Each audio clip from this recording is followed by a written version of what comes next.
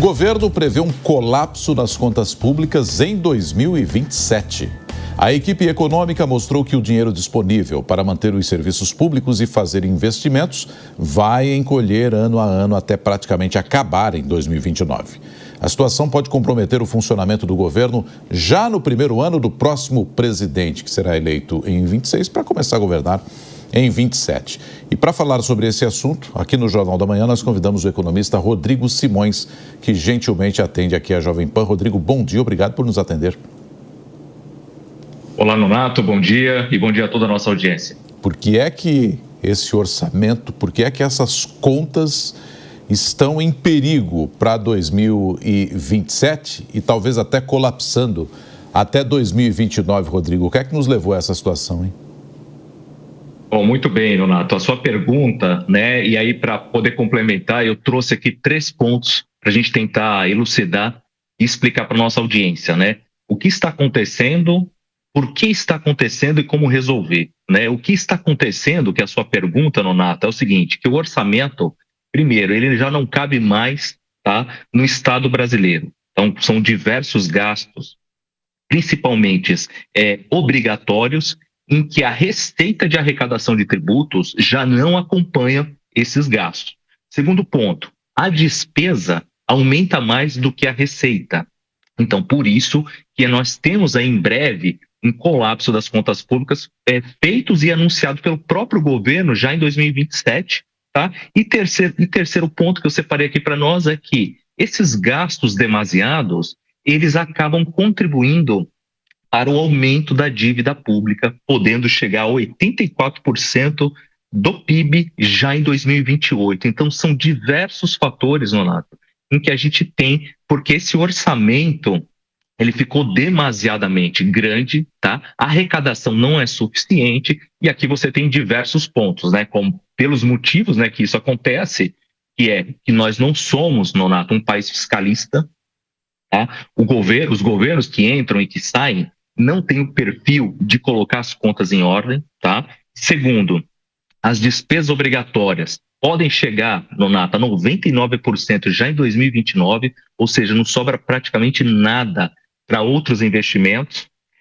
Infelizmente, no Brasil, muitos, né, todo mundo quer se pendurar no Estado, todo mundo quer um tipo de isenção, todo mundo quer uma parcela dos impostos e, por fim, os nossos políticos, os nossos presidentes não têm esse viés de controle orçamentário. Então, aqui a gente pode debater, eu trouxe alguns dados para a gente discutir com a nossa audiência. Então, esses são os 7 principais fatores para tentar responder aí a sua pergunta, Nonato.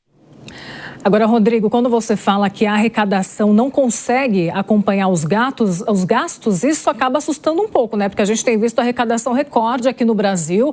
Isso significa que o governo vai tentar arrecadar cada vez mais para conseguir equilibrar as contas? Eu acho que a gente está sem o áudio do Rodrigo. Bem. Agora sim. Perfeito. Tá bom. Muito bem, Paula.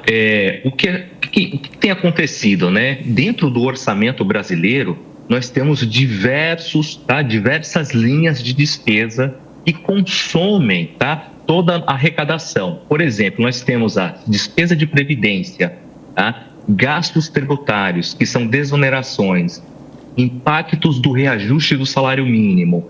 E tudo isso compromete o orçamento brasileiro, porque são despesas obrigatórias em lei, tá? E aí o que acontece? A arrecadação de tributos, ela não acompanha. Fora isso, nós temos também outros penduricários. Nós temos isenções fiscais para as empresas de imposto de renda, contribuição de INSS, desoneração do Simples Nacional. Nós temos um bolo enorme, tá, de percentuais de valores sobre o PIB que acaba sendo desonerações. O outro ponto, que hoje também prejudica o orçamento brasileiro, é que muito das contas, né, principalmente previdência, que é atrelada ao reajuste do salário mínimo, também impacta, porque cada R$1 de aumento de salário mínimo, você tem mais do que 300, quase 400 milhões de reais de impacto a cada R$1 de reajuste. E isso impacta os salários das aposentadorias, municipal, estadual, federal. Então, é todo um problema que a gente teria que corrigir, e aqui tem alguns caminhos para a gente poder fazer isso, viu, Paula? Ô, Rodrigo, os nossos comentaristas desse domingo também participam aqui da nossa entrevista, Diogo da Luz e também o Henrique Kriegner. Ô, Diogo, começando contigo. Bom dia, Rodrigo. Uma ótima Páscoa para você. Sempre que se fala em governo e dívida, eu me lembro dos condomínios, que muita gente mora em condomínio. Para mim, governo e condomínio deveriam ser parecidos. O que faz um condomínio, num prédio, seja o que for? Cuida dos interesses comuns e das áreas de uso comum dos seus moradores, inclusive de serviços para esses moradores. Às vezes cria até uns serviços um pouco mais sofisticados. Mas nenhum condomínio que eu conheça toma dívida, porque eles sabem que tomar dívida é deixar um problema para o futuro dos próprios condôminos. Quando precisa mais dinheiro, chama os condôminos, e quando precisa fazer uma obra nova, conversa com os condôminos para ver se querem fazer ou não. Por que quando chega no governo que se diz democrático, esse controle não existe e os governos fazem, não só no Brasil, mas em boa parte do mundo, fazem o que bem entendem, se enchem de dívidas, que é comprometer a vida dos futuros que nem nasceram e ninguém consegue fazer nada. Muito bem. Diogo, bom dia. Bom, a sua colocação é excelente, Diogo. Como bem eu iniciei a nossa entrevista, infelizmente, não só aqui no Brasil, mas a gente vê também um cenário ao redor do mundo de governantes, de gestores públicos que não têm o objetivo de controle do fiscal, tá? Então, assim, a máquina pública, ela é usada para poder ancorar a popularidade do governante. E aí o que acontece? É claro que distribuindo dinheiro é muito mais fácil você ter o quê? A sua reeleição garantida ou seus privilégios ali, pelo menos garantido. Então, esse é um problema que nós enfrentamos. E esse exemplo seu do condomínio é um exemplo, porque os condôminos, né, arcam ali com a mensalidade e existe um teto de gastos para poder, ali no prédio, para todo mundo poder arcar e contribuir. Mas no caso do Brasil, que é o que vai acontecer agora em 2027, isso aí está comprometido. Eu separei alguns pontos, aproveitando esse gancho aqui do Diogo. Vejam só, o que a gente teria que fazer para poder corrigir, uma vez que a gente já sabe que temos problema de previdência, temos problemas de juros da dívida, que é enorme, tá? Gastos tributários, isenções fiscais, indexação de salário mínimo, diversos benefícios. Não que os benefícios não sejam necessários para a população, sejam, mas a gente também tem muitas distorções. O que a gente precisaria fazer? Eu separei aqui 6 pontos. Reduzir o número de municípios para poder a gente tentar economizar as transferências para estados e municípios. Hoje você tem município que praticamente não tem arrecadação de IPTU, de IPVA e nem de ISS. Às vezes o que o município arrecada de IPVA não paga nem metade do salário da Câmara ali de funcionários públicos daquele município. Você tem que desindexar os reajustes automáticos, que eu separei aqui, que é o segundo ponto. O terceiro ponto, vai ter que rever o modelo de previdência. Não vai ter jeito, porque senão a gente não fecha a conta. Rever os gastos tributários, que são as desonerações fiscais, que também ali é 4%, quase 5% do PIB, tá? Acima de 500 bilhões de reais. Isso está no relatório, no site do próprio, na Câmara dos Deputados. Quinto ponto, rever os valores também de emendas parlamentares. Em 2014 era 6 bilhões e agora já a perspectiva para 2027 ser acima de 60 bilhões de reais. E, por fim, a gente tentar abrir o mercado brasileiro para atrair investimentos, para atrair empresas. Não tem jeito. A corda esticou demais e agora a situação apertou, principalmente, e quem vai pagar essa conta é a população. Rodrigo, bom dia. Obrigado por você estar aqui junto com a gente. Rodrigo, uma dúvida que eu olho para essa situação e essa situação aí gera justamente essa dúvida, que é a dúvida barra indignação, justamente em relação ao quanto que a situação atual que nós nos encontramos é a evidência de que o sistema e a maneira como o sistema econômico no Brasil especialmente na questão pública, está organizada, é falido. É o pensamento de que, aumentando a base arrecadatória, isso dá liberdade, então, para os entes públicos decidirem cada vez mais como gastar o dinheiro. E a gente tem visto cada vez mais na história do nosso país que o Estado gasta e gasta mal, gasta muito e gasta mal. Qual seria talvez uma medida que a gente poderia então prevenir de que isso volte a acontecer? Porque às vezes o medo que dá é que nós vamos enxugar gelo. São pequenas reformas ou pequenos avanços que não venham tocar aí nos grandes interesses políticos, né? Geralmente são essas as que têm aprovação para passarem e seguirem em diante.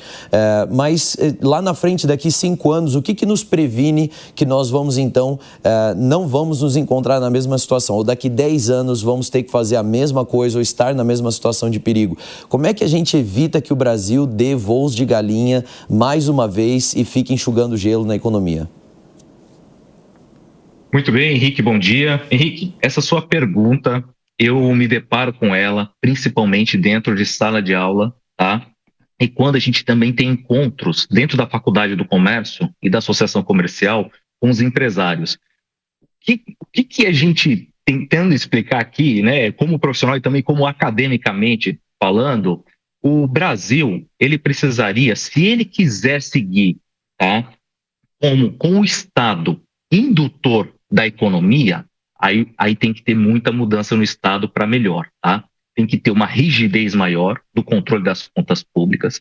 E se o Estado, né, se a figura do grande planejador central, isso está dentro dos textos econômicos, tá, que é uma modalidade, que é ser o Estado indutor, como exemplo da China, o Estado brasileiro ele teria que ter a sua decisão final, mas também investir no mercado, na economia de investimentos, tá? Teria que atrair empresas, tá? Assim como a China tem feito. Não que eu defenda 100% o modelo da China, não é isso. Mas lá o Estado, ele é indutor do crescimento, tem diversas regras, tá? Sobre as parcerias público e privada, tem muito controle sobre o mercado privado, claro que tem seus problemas lá na China também, mas de certa forma eles estão conseguindo dar conta, tá, de demandar riqueza para que os chineses tenham um aumento da renda. Esse é um ponto, essa é uma forma, tá, que um país ele pode crescer economicamente e fechar as contas